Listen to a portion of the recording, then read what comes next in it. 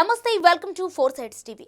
పత్రికా కార్యాలయాలపై జర్నలిస్టులపై జరుగుతున్న దాడులను ఖండిస్తూ Andhra Pradesh working journalist union federation ఆధ్వర్యంలో ఆర్జీఓ కార్యాలయం వద్ద ధర్నా కార్యక్రమాన్ని నిర్వహించారు.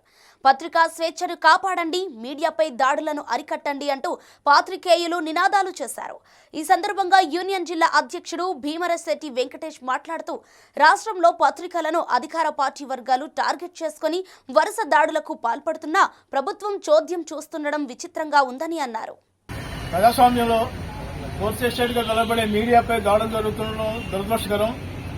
మన రాప్తాడులో ఆంధ్రప్రదేశ్ ఫోటోగ్రాఫర్పై దాడి జరిగింది.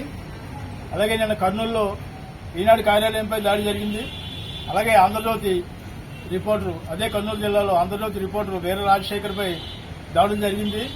దీని మీద ఇంతవరకు పోలీసులు కేసులు నమోదు చేయకపోవడం దురదృష్టకరం.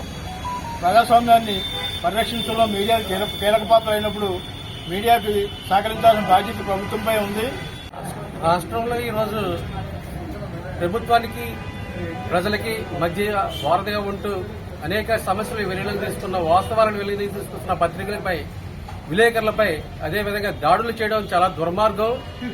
ఈ దాడుల్ని అనకాపల్లి ఏపీడబ్ల్యూజేఎఫ్ నుంచి తీవ్రంగా ఖండిస్తున్నాం.